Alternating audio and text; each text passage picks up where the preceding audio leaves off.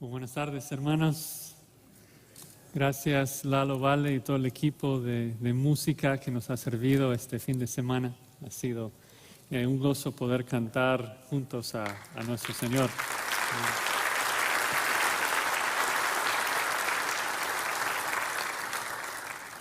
Si tienen sus Biblias, por favor, busquen conmigo 1 de Juan, capítulo 4. 1 de Juan, capítulo 4. Y vamos a estar estudiando los versículos del 7 al 12. 1 de Juan 4, 7 al 12.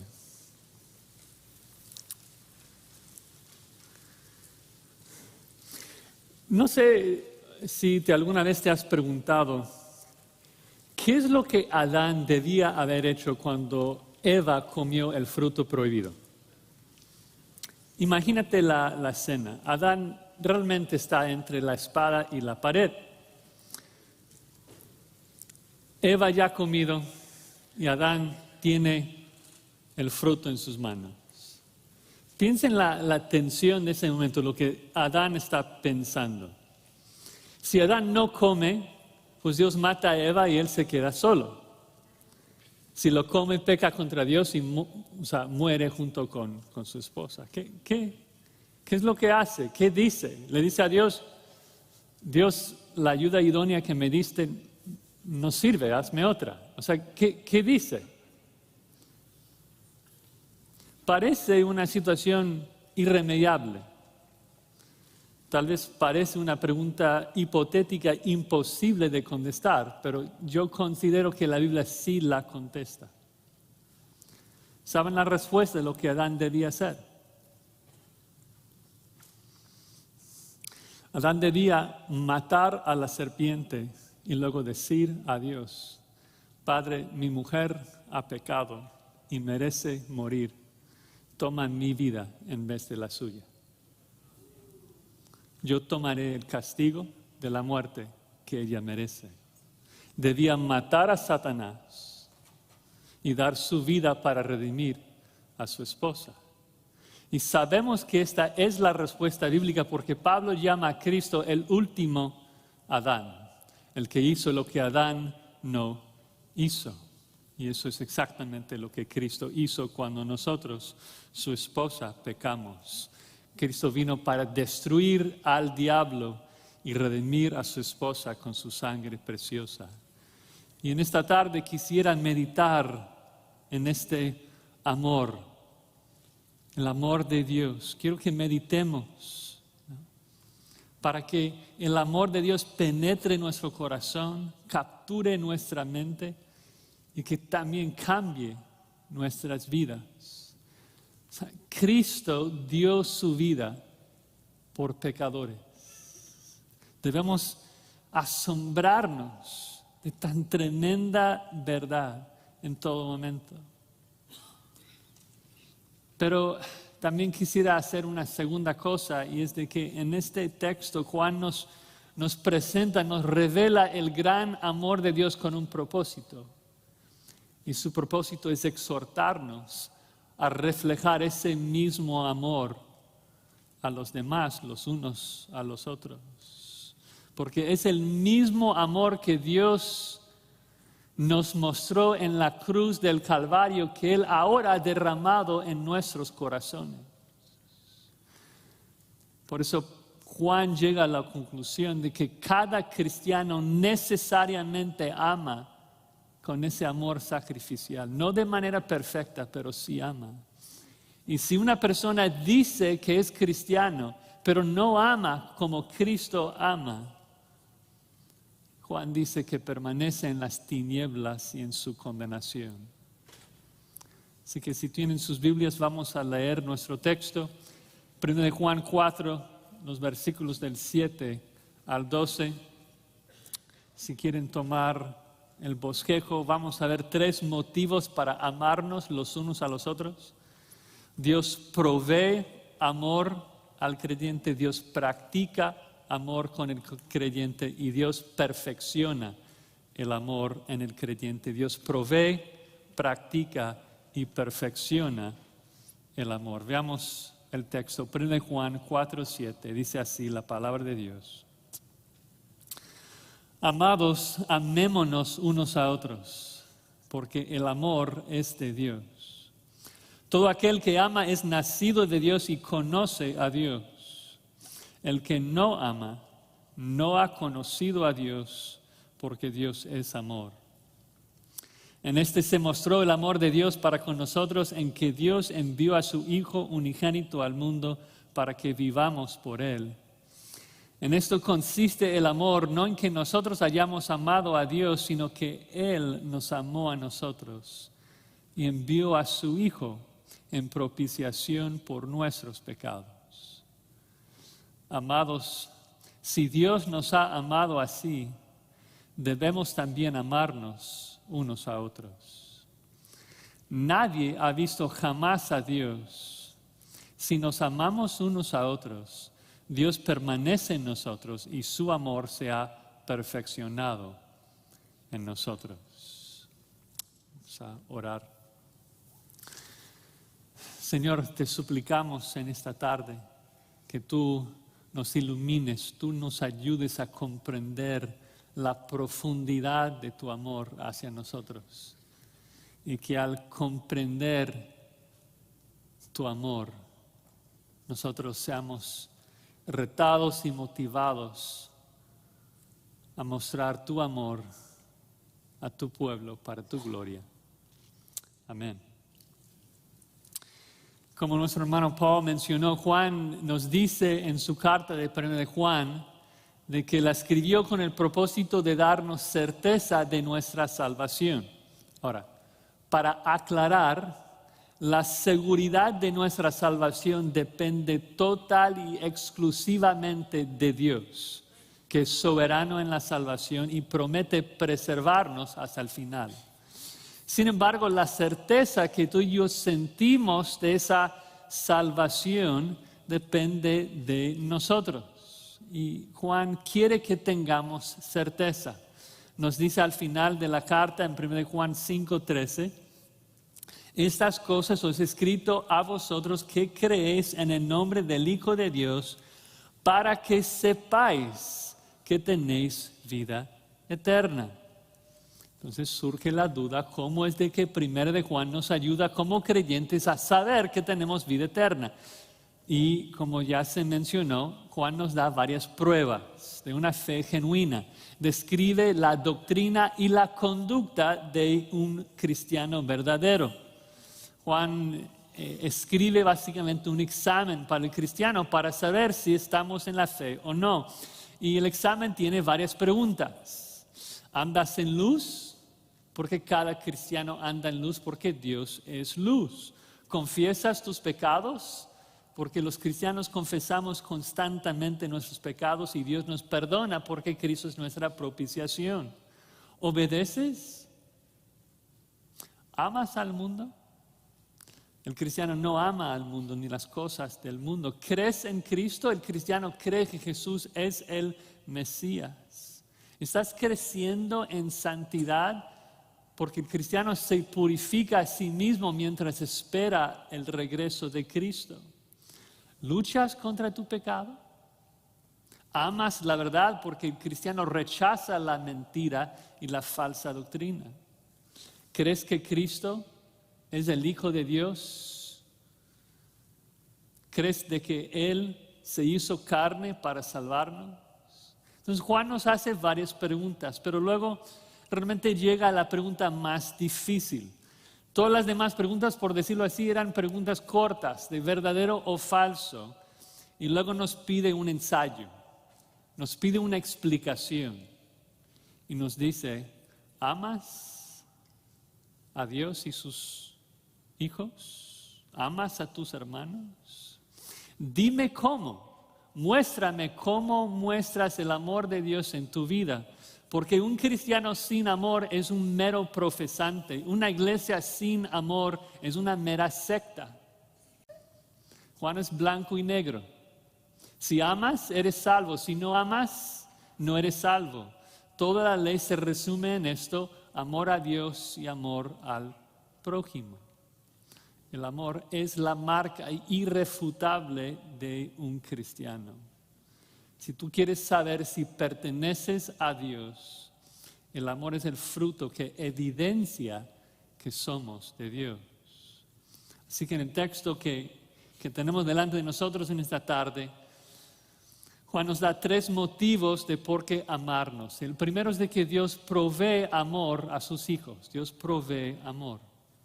Dice, amados, amémonos unos a otros. Versículo 7, porque el amor es de Dios. Juan empieza hablando a sus hermanos, los llama amados, obviamente porque Juan es cristiano. Entonces ama a sus hermanos. Pero rápidamente llega a su exhortación. Dice, amados, amémonos los unos a los otros. Es una acción continua que debemos amar sin parar, pero es muy específico, es amar los unos a los otros. Ahora, obviamente, como cristianos, amamos a los de afuera. No queremos hacer mal a nadie, pero tenemos un deber especial los unos con los otros de amarnos. Y entonces Juan nos exhorta a amar a otros creyentes. Y lo que me encanta de ese párrafo es la lógica de Juan, de que nos dice que debemos amarnos y luego nos dice la razón, nos explica el porqué. Y lo fascinante es de que no dice, debemos amarnos porque si no vamos a ir al infierno. Si no amas, no eres de Dios. O sea, dice que debemos amar porque el amor proviene de Dios. Todo el amor que existe en el universo proviene de un solo ser.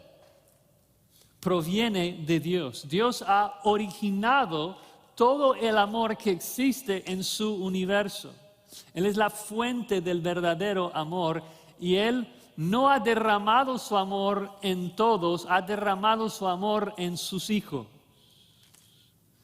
No derramó su amor en el corazón del impío en la misma manera que lo ha hecho con sus hijos.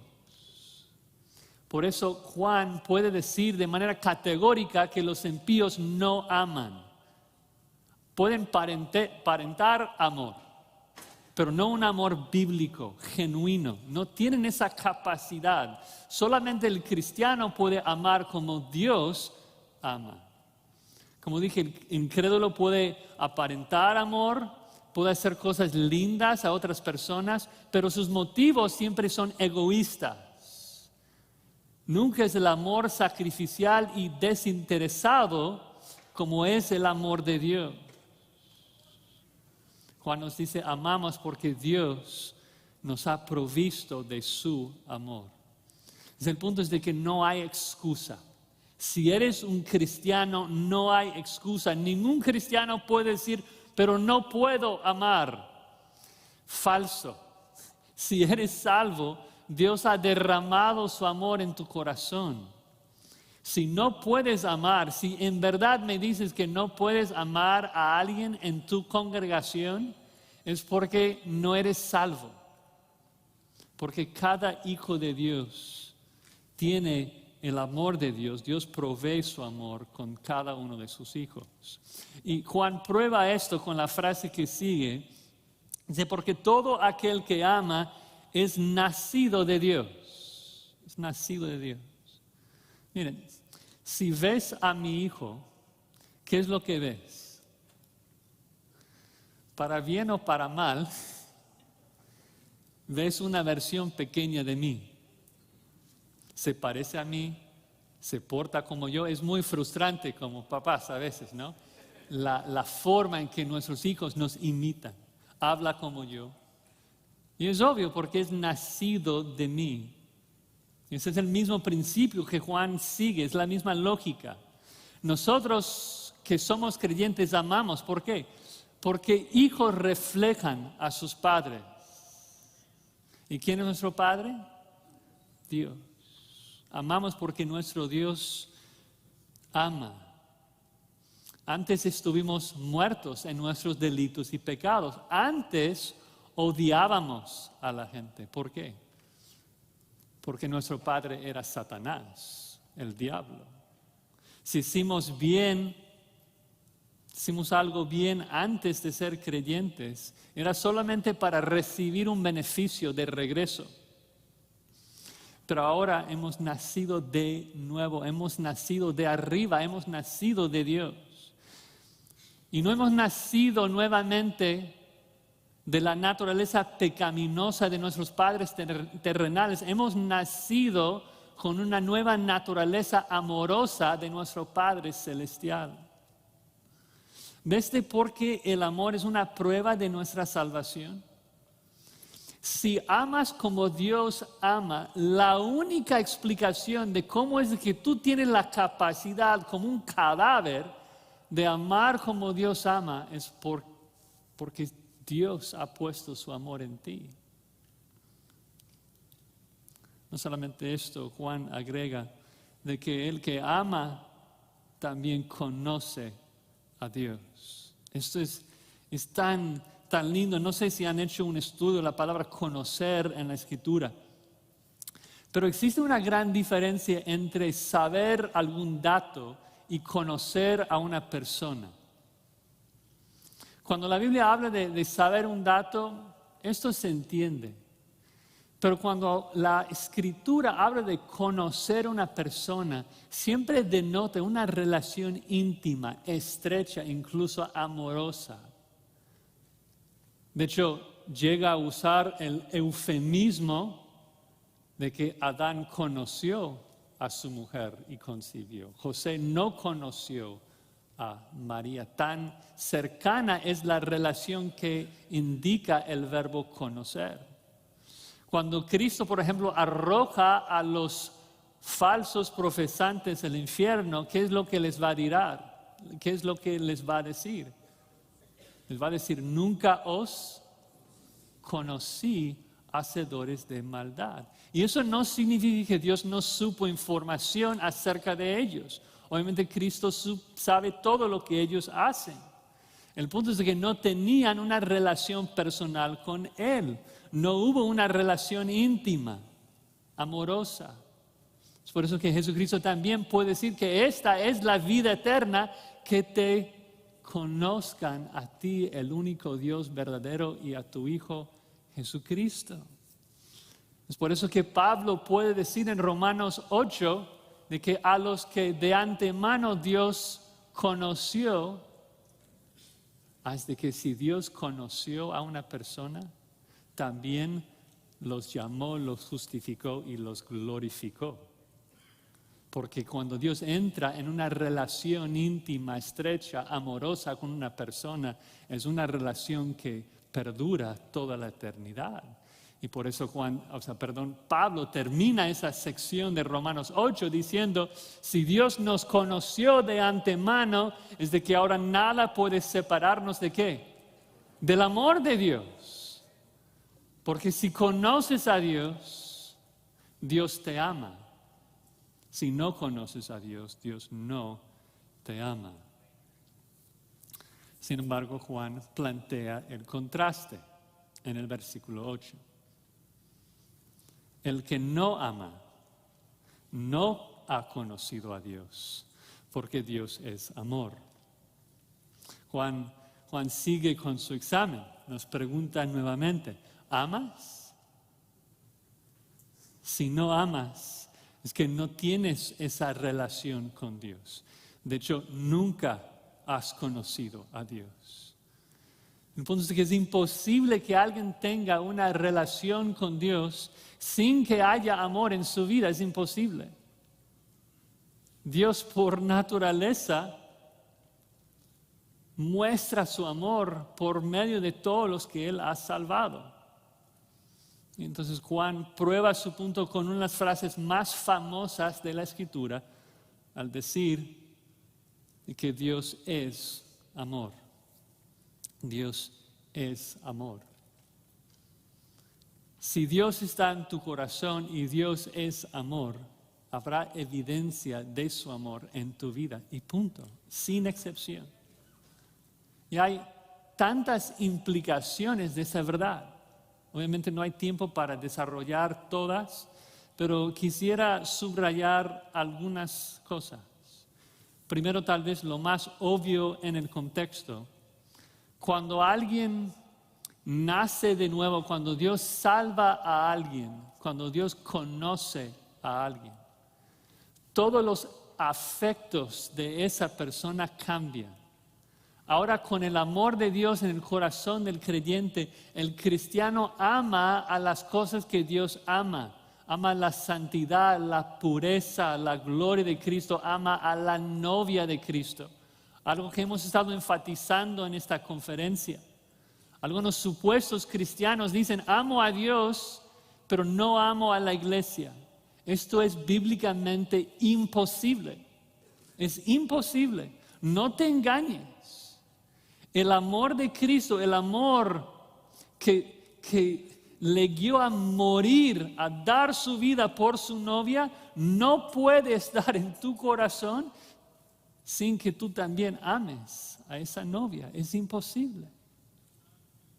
Si tú profesas ser cristiano, pero sigues amando las mismas cosas que amaste antes de supuestamente llegar a Cristo, Juan, con todo el resto de la Escritura, te dice que no conoces a Dios. No conoces a Dios. Debes arrepentirte, negarte a ti mismo y confesar tu pecado. Una segunda implicación, tal vez un poco más teológica, aunque no lo crean, creo que la expresión Dios es amor demuestra la Trinidad. Josías, ¿cómo es que la frase Dios es amor prueba la Trinidad? Bueno, pensemos un poco, tomemos un paso atrás. Dios es inmutable, ¿amén? Dios no cambia. Okay. Juan nos dice Dios es amor, no de que llegó a ser amor. Es decir, de que Dios es y ha sido amor por toda la eternidad, porque Dios no cambia. Si Dios fuese una sola persona y Él existía solo antes de la creación de nosotros, entonces sería imposible decir de que Dios es amor, porque no habría a quien amar. El hecho de que hubo amor, de que Dios fuese amor aún antes de nuestra existencia, prueba una pluralidad de personas en la Trinidad. El Padre amando perfectamente al Hijo, al Espíritu y viceversa por toda la eternidad. Jesucristo habla de esto en Juan 17, recuerdan. Menciona el amor con que tú me has amado antes de la fundación del mundo. Pide que ese amor ahora esté en nosotros. De que el amor del Padre hacia su Hijo sea el amor que ahora habita en nosotros. Y es una declaración realmente increíble. Vamos a regresar a eso en unos momentos. Pero solamente quisiera como mostrarles de que cuando estamos estudiando frases como esta, de que Dios es amor, de que las implicaciones son tan profundas si tomamos un momento para simplemente meditar y pensar y profundizar en las bellezas de lo que Dios nos está diciendo en su palabra. Una tercera implicación que Dios es amor es de que nunca agotaremos el amor de Dios, jamás. No es de que Dios a veces ama y a veces no. Es de que Dios es amor. Dios es amor. Es imposible que deje de ser amor. En el momento que Él decide amarnos, ese amor se convierte en un amor eterno, indestructible, inagotable. Nada puede separarnos de su amor porque Él es amor. Cuarta implicación pero muy importante. El amor de Dios es la explicación de sus acciones y no al revés. Eso es muy importante. Dios no nos ama porque Cristo murió por nosotros. Muy importante entender esto. Dios no nos ama porque Cristo murió por nosotros. Algunos enseñan y piensan eso, de que ya que Cristo murió por nosotros y nos hizo dignos de amor, ahora Dios nos ama. No. Dios no nos ama porque Cristo murió por nosotros. Cristo murió por nosotros porque Dios nos ama desde la eternidad. Y es maravilloso pensar y meditar en estas realidades, ¿no? Un quinto recordatorio. Es de que cuando leemos la frase Dios es amor, nos recuerda también de otras frases, ¿no? Dios es amor, pero recordamos de que en el primer capítulo Juan nos dijo que Dios es luz. Luego nos recordamos de que Dios es fuego consumidor, que Dios es celoso, Dios es santo. Y esto lo que nos enseña es de que cuando Juan dice de que Dios es amor, no estando poniendo el amor como un atributo dominante que cancele a los demás atributos. Está presentando el amor de Dios como uno de los atributos de Dios que viven en perfecta armonía los unos con los otros, en una perfecta unidad en Dios. Dios no es parte amor y parte luz y parte santo, es completamente amor y completamente luz. Y la verdad es que es mucho mejor que sea así, porque esto significa que cuando Dios ama con todos sus demás atributos. No viven aislados de los demás. Cada una de las obras de Dios es una expresión de la totalidad de sus atributos.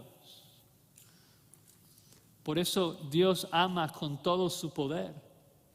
Ama con todo su conocimiento lo que es mejor para ti. Dios nos ama con toda su fidelidad.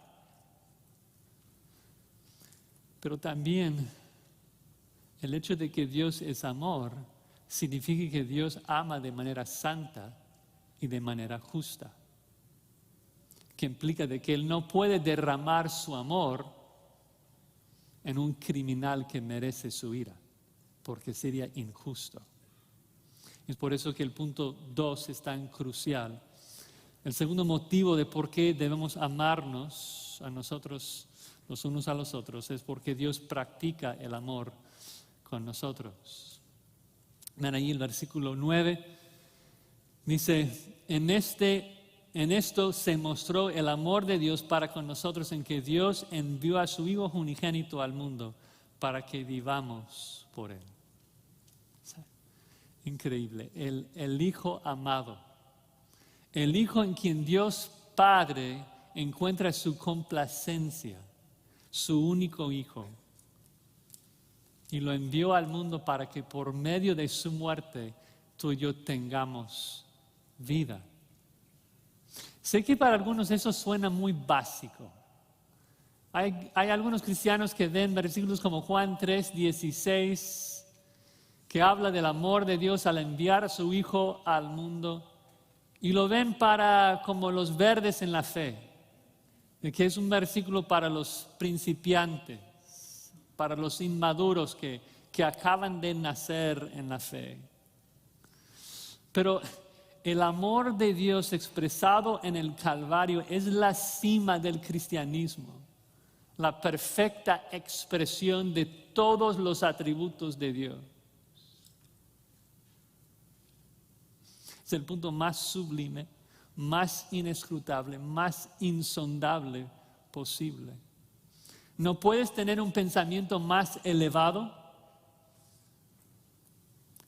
Porque nadie puede llegar a una comprensión total del amor de Dios expresado en la cruz del Calvario. Es imposible.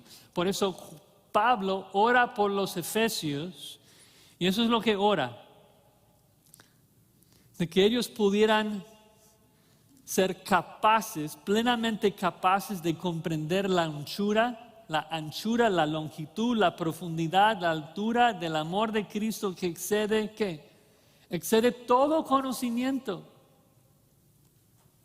Es imposible tocar fondo en esta doctrina, el amor de Dios expresado en la cruz del Calvario. Debemos rogarle a Dios que nos ayude todos los días a crecer en nuestro entendimiento de su amor en la cruz. Entender cómo la cruz nos revela las perfecciones de Dios, a un Dios justo, santo, lleno de ira, derramando su ira a su Hijo para aplacar su propia ira en contra de los pecadores que ama. Es insondable. Nosotros que estábamos muertos en nuestros delitos y pecados, hemos recibido vida nueva en Cristo. O sea, lo vil, lo despreciable de este mundo, fuimos amados por el Santo Dios. Qué verdad tan inescrutable, tan imposible de explicar. ¿Por qué Dios nos salvaría a nosotros cuando le cuesta la vida de su Hijo? No existe teología más profunda.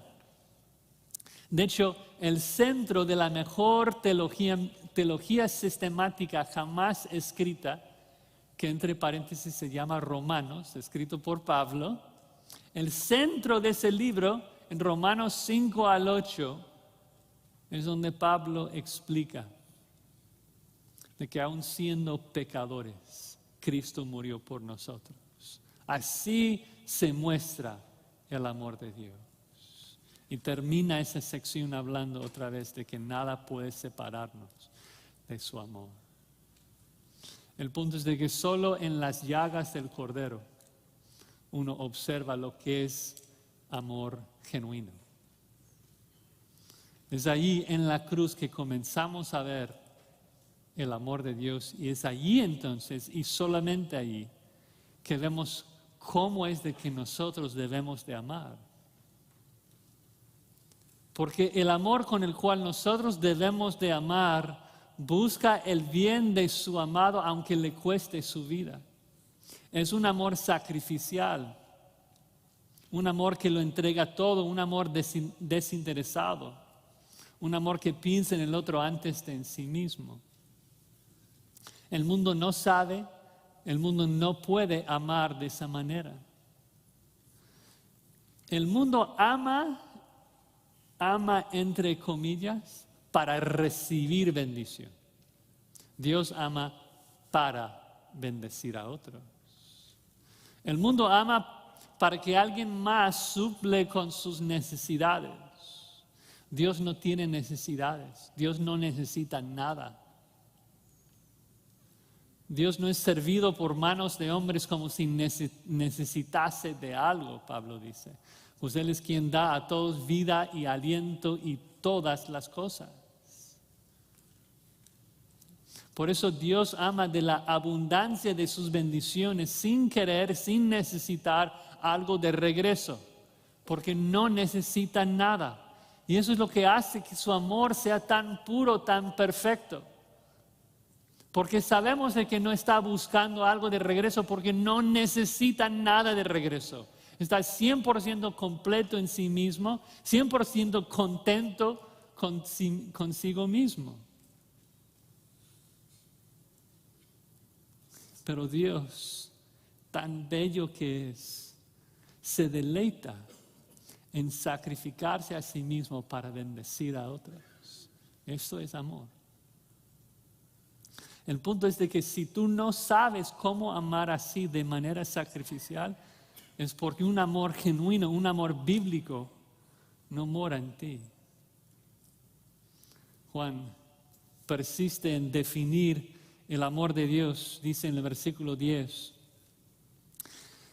En esto consiste el amor, no en que nosotros hayamos amado a Dios, sino en que Él nos amó a nosotros.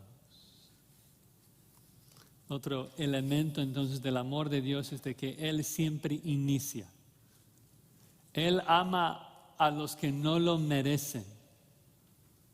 Juan nos dirá más tarde en el versículo 19 de este capítulo de que si amamos a Dios es porque Él nos amó primero. Dios nos amó cuando éramos enemigos con Él. Miren, yo sé que es imposible que una persona ame a Dios por su propia cuenta. Teológicamente hablando, es imposible que un cadáver amara a Dios por su propia cuenta. Sin embargo, si fuese posible, por lo menos sería lógico. Sería lógico que una criatura amara a Dios. ¿Por qué? Porque es un Dios tan digno, tan hermoso, tan atractivo por la belleza de sus perfecciones. Sería por lo menos lógico que alguien amara a un ser tan perfecto, tan hermoso, tan bello. Pero el amor divino amó a cadáveres podridos en su pecado. El amor de Dios es un amor desinteresado, un amor inmerecido. Entonces, mis queridos hermanos, si tú proclamas ser cristiano, pero solamente amas a los cristianos que te parecen dignos de amor, si tú confiesas ser evangélico, pero solamente amas a tus hermanos que piensas que pueden regresarte alguna bendición, algún beneficio, entonces amas como Satanás, el padre de la falsa religión. ¿Entienden? Satanás es el Dios de la falsa religión. ¿Qué es lo que la falsa religión te dice? ¿Qué es lo que el legalismo te dice? Te dice que Dios te salvará si es de que tú colaboras con Él. Si tú contribuyes con tus buenas obras, entonces Dios te salva. Si tú le regresas un favor. Porque el Dios de las falsas religiones no es tan bueno, no tan lleno de gracia para derramar bendición a la gente sin querer nada de regreso de ellos. Pero el único Dios verdadero nos dice: te amo a pesar de lo que eres. Te voy a bendecir a pesar de lo que mereces. No puedes amarme por ti mismo, pero yo voy a buscar tu bien porque me deleito en expresar amor a los que no lo merecen, porque me permite demostrar la gloria de la gracia de mi amor. Así se magnifica un amor genuino, puro, desinteresado. Hermanos, es asombroso. Nosotros crucificamos al Hijo de Dios. Y Dios nos amó sabiendo de que lo íbamos a hacer. Dios, ¿cuándo es de que nos conoció? Nos conoció antes de la fundación del mundo, a sabiendas de lo que somos, a sabiendas de lo que íbamos a hacer, porque Él se deleita en reflejar y mostrar su bondad, su amor a sus criaturas. Dios, por decirlo así, explota de amor y tenía que aplicarlo a nosotros. ¿Ven lo maravilloso de esto? De que Dios, por gusto, decide amar a lo más indigno. Por gusto decide amar a lo vil, a lo despreciable. Escoge a nosotros para que su amor pueda expresarse en su forma más genuina, más pura.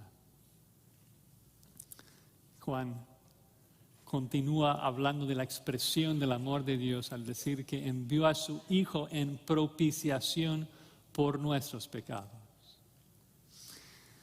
Juan ya nos ha dicho, Juan, lo que hizo el Padre, envió a su Hijo. Ahora nos va a hablar de lo que hizo el Hijo. De que el Hijo hizo la propiciación por nuestros pecados. Propiciación es una palabra tan clave, tan importante para nuestra fe. Habla de satisfacer la ira de Dios en contra de nuestros pecados. Toda la Escritura habla de esto. Esto es el contexto de toda la Escritura, de que Dios es un juez santo, Dios es un juez justo, y la paga del pecado es muerte. El alma que pecare, esa morirá. Entonces, cada pecado que el hombre comete, Dios lo escribe en su libro. Cada pecado. Cada pecado humano está documentado en el libro de Dios. Y al final del tiempo, en el gran trono blanco, Dios abre su libro y juzga a cada persona conforme a sus hechos, conforme a sus obras. Y el problema, obviamente, es de que cada humano es pecador y aún nuestras buenas obras son trapos de inmundicia delante de ese Dios santo. Y nuestro pecado ofende tanto a ese juez tan puro de que Dios lanzará a cada pecador al lago de fuego para recibir la ira de Dios por toda la eternidad, y aún así no será suficiente. No será suficiente porque el infierno sigue siendo eterno después de la eternidad. Es decir, de que ningún ser humano podrá hacer propiciación por su pecado. No tenemos la capacidad de pagar la deuda que merecemos aún en la eternidad. Aún después de toda la eternidad recibiendo el fuego y la furia de la ira de Dios, ningún ser humano hará propiciación por su pecado. Ningún ser humano después de la eternidad podrá decir, ya aplaqué la ira de Dios. Ya esto es suficiente. Ya recibí toda la ira que merezco. Ya tiene que acabarse. Nadie, ningún ser humano podrá hacer propiciación por su propio pecado. Es imposible. Pero tanto fue el amor de Dios que hizo un plan para propiciar nuestro pecado por medio de su Hijo Jesucristo. El Hijo amado cargó sobre sus hombros todo nuestro pecado, cada hecho, cada mala obra que está en el libro de Dios. Dios transfirió todo ese pecado a Jesucristo y cargó sobre él la ira que merecemos. Y el Hijo tragó cada gota de la ira que merecemos. Es realmente imposible de comprender cómo es de que un ser podría recibir una ira tan tremenda. Pero es de que el Hijo de Dios es eterno, es infinito, es omnipotente. Y con todo su poder Él pudo recibir toda la ira que su novia merecía. Y luego decir, consumado es. Ya no hay nada de ira que queda para mis hermanos. Ya toda la ira de Dios en contra de mis hermanos queda propiciada. Ya no hay ninguna enemistad entre Dios y mis hermanos. Ninguna ira que permanece. Tanto que Pablo nos puede decir en Colosenses 1, de que cuando Cristo nos presenta delante de su Padre, que nos va a presentar santos, sin mancha e irreprensibles delante de Él. Eso es demasiado. Que un día Cristo nos va a presentar delante del Padre y el Padre en toda su santidad, en toda su justicia, nos va a ver de los pies a la cabeza y no podrá encontrar mancha en nosotros. Si Cristo nos ha purificado totalmente. Totalmente. Es incomprensible. Y el punto es de que en la cruz el Padre trató a Cristo como si fuera yo. Castigando a Cristo por todo lo que yo he hecho, para que hoy nuestro Padre me puede tratar como si yo fuese Cristo.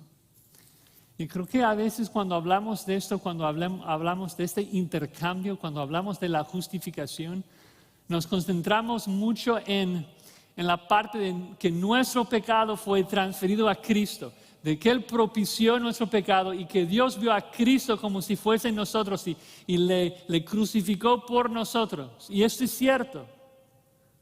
Pero la Biblia también nos anima a pensar de la otra parte, que es de que ahora Dios nos ve como ve a su Hijo Jesucristo. Y eso es la parte que no comprendo. Eso es la parte que nadie comprende. La parte inconcebible, la parte inimaginable. Que la manera en que Dios Padre ama a su Hijo Jesucristo en todas sus perfecciones es ahora la manera que nos ama a nosotros.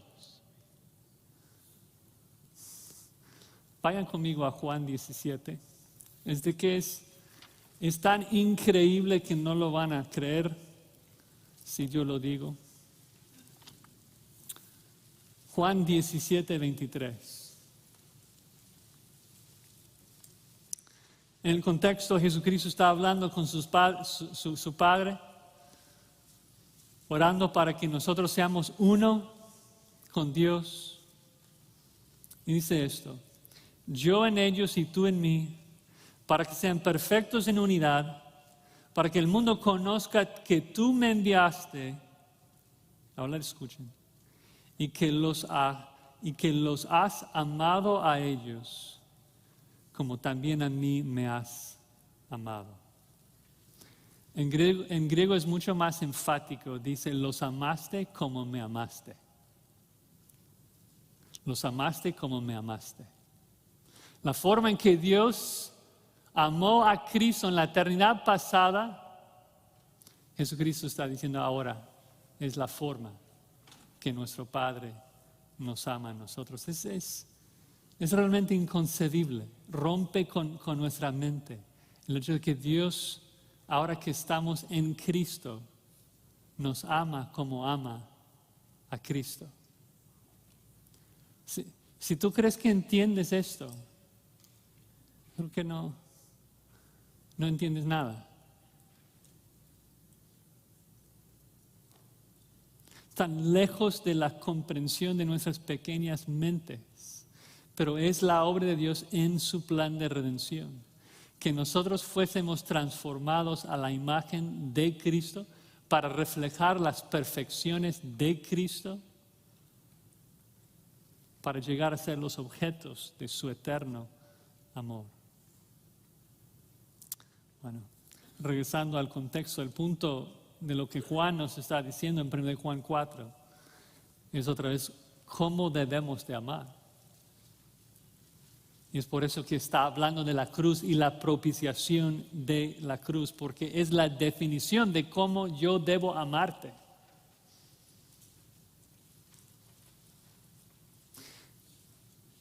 Tú que te preguntas cómo es que debo amar a mi hermano, dirígete a la cruz y busca reflejar el sincero interés de Cristo para bendecir a sus hermanos inmerecidos. Esto es amor. Bueno, Juan nos presenta con un último motivo para amar los unos a los otros. Dice, versículo 11, que Dios perfecciona el amor en nosotros. Dice, amados, si Dios nos ha amado así, debemos también nosotros amarnos unos a otros. Otra vez Juan les llama amados. Y otra vez, en plena vista del amor de Dios, lo que Dios ha hecho en Cristo por nosotros, nos exhorta a amar los unos a los otros. Y algo que quisiera subrayar, destacar un poco, es la palabra nos. De que Dios nos ha amado así. Hay mucha confusión en nuestros días acerca de esto. Hay cristianos que van y quieren evangelizar a la gente en la calle y dicen, Dios te ama. Y la gente, bueno, si Dios me ama, estoy bien. Es cierto que la manera que Dios mostró su amor para con la humanidad es al enviar a su Hijo Jesucristo para que cualquier persona pueda ser salva.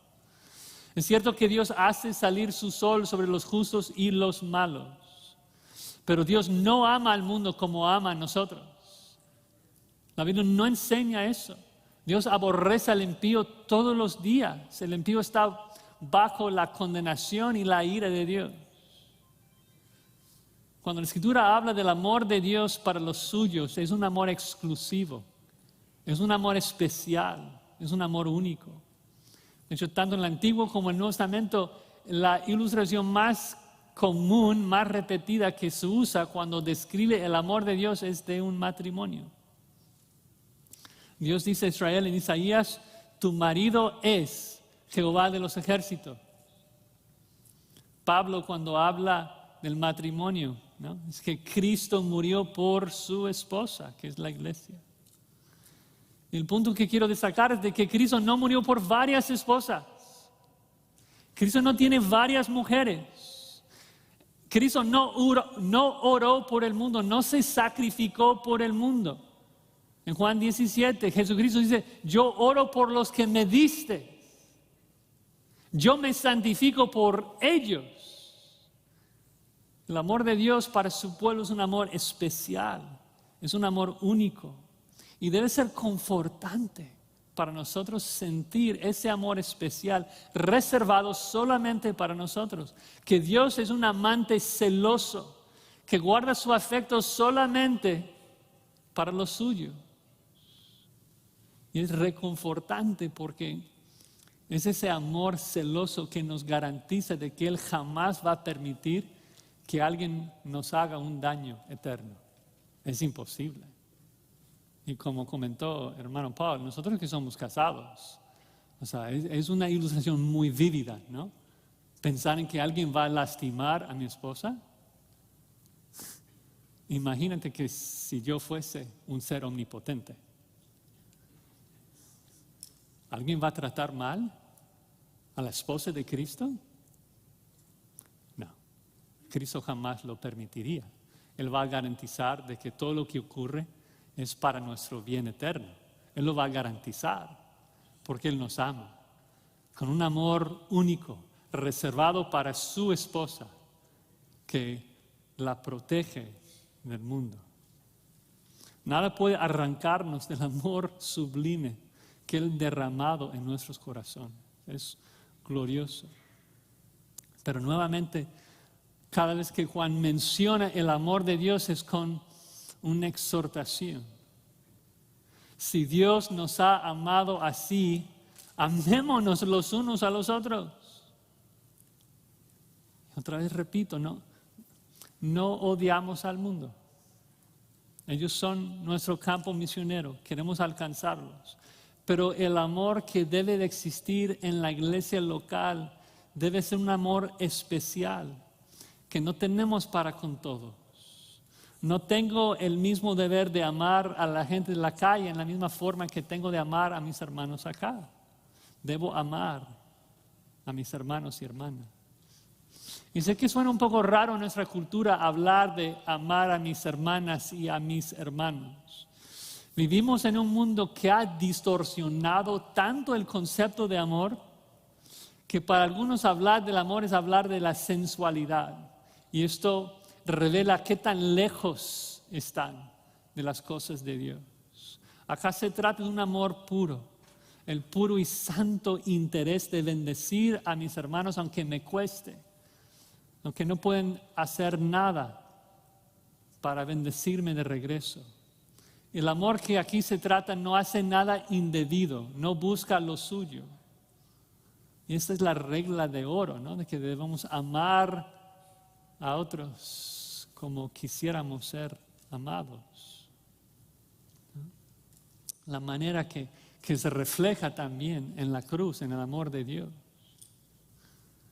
Hermanos, seamos conocidos por ese amor.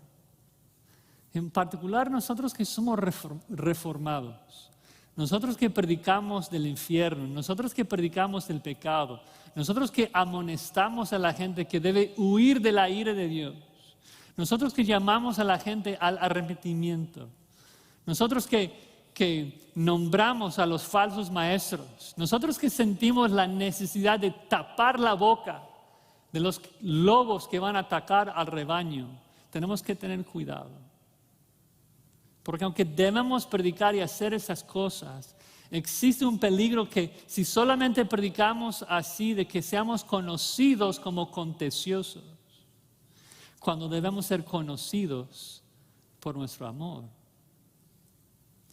Jesucristo nos dice, en esto conocerán que sois mis discípulos, por sus discusiones teológicas. si tuvieres amor los unos con nosotros.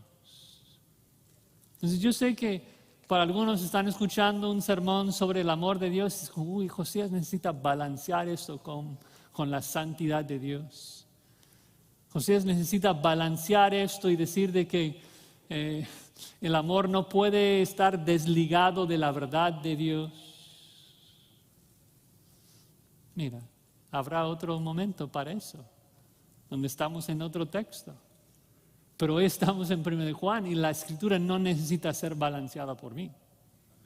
La Escritura necesita proclamada por mí. La Escritura necesita, y no necesita, no, Dios no me necesita. Pero el punto es que mi responsabilidad no es de balancear la Escritura, mi responsabilidad es proclamarla tal cual está. Por eso me encanta la ilustración que Pastor MacArthur siempre da del mesero. De que el trabajo del mesero es simplemente presentar la comida tal cual está a la persona. No va a dejarla enfriar un rato, no va a echarle sal, no va a tocarlo. No va a pensar de que pueden mejorarlo. O sea, este es el mejor mensaje. Mi deber es proclamarlo. Así que les animo en referencia al amor de Dios. ¿Tú sirves a tus hermanos? ¿Te fatigas para bendecir a tus hermanos? ¿Buscas edificar a tus hermanos? Es un mandato, es un imperativo. Es un imperativo, ¿no? Pero es algo interesante, ¿no? De que al inicio del párrafo Juan nos dijo de que cada cristiano ama por definición porque ha nacido de Dios y ahora nos exhorta a amar. ¿Cuál es? Sí. Si cada cristiano necesariamente ama, ¿cómo es que me exhorta a hacer algo que es un hecho de que cada cristiano ama? Bueno, no es contradicción. 3 realidades que nos ayudan. Primero, aunque cada cristiano ama, ningún cristiano ama como debe. Cada cristiano debe esforzarse para amar más como Dios nos ama. Segundo, observamos la gran tensión entre la responsabilidad humana y la soberanía de Dios. Dios soberanamente ha puesto su amor en nosotros, pero yo tengo la responsabilidad de aplicar ese amor.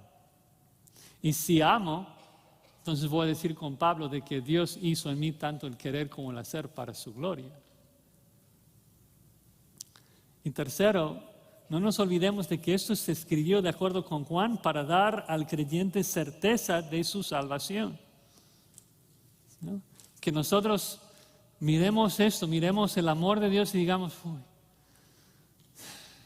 cuánto lamento el hecho de que no puedo amar como quisiera. No puedo amar como Dios me ama, pero veo de que amo, veo el amor de Dios en mi vida. Y esto debe ser una prueba de que Dios está obrando en mi corazón. Debe ser una alegría. Pero si eso es cierto, también existe la otra posibilidad. Es de que alguien escuche las palabras de Juan, de que cada cristiano ama. Y ¿sabes qué? No, o sea, hay gente en mi congregación que odio. Hay gente en mi congregación que no he perdonado. Y la persona que piensa esto, que entiende esto, tiene que entender de que no ha nacido de nuevo, que no conoce a Dios, ¿no? Y la única manera en que esa persona va a tener certeza de su salvación es si hoy se arrepiente, es si hoy confiesa sus pecados, es si hoy confiesa a Jesucristo y pide perdón para que Dios derrame su amor en él. Bueno, en conclusión, hermanos, el punto es de que el amor de Dios es la marca irrefutable de una iglesia bíblica. Porque una iglesia bíblica está compuesta de gente redimida y gente redimida tiene el amor de Dios. Entonces podemos hablar de muchas cosas en la conferencia, cosas muy buenas, muy importantes, la verdad, etcétera. Pero sin amor, Pablo nos dice, de nada sirvo. Si conoces mucha verdad, mucha teología, pero no sabes amar, ese conocimiento que tú tienes solamente va a elevar, va a aumentar tu nivel de responsabilidad delante de un santo Dios. Y solamente va a aumentar el juicio y la ira que tú vas a recibir en el infierno. Porque el conocimiento no es la marca única de salvación, ¿no? El amor de Dios derramado en el corazón, de acuerdo con Juan, es lo que nos informa de que Dios nos ha salvado. Obviamente no me malinterpretes, no estamos diciendo que llegamos a la salvación por medio del amor. No es de que nuestras obras de amor nos salvan, no, la salvación es únicamente por fe en Jesucristo. Pero estamos hablando de cómo saber si Dios te ha salvado. Y Juan nos ha dicho de que la prueba que debemos tomar es para ver si nosotros amamos o no. Nosotros amamos o no.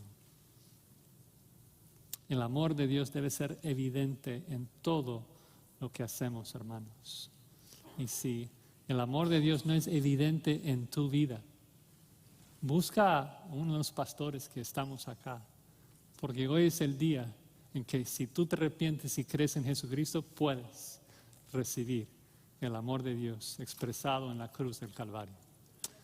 Vamos a orar.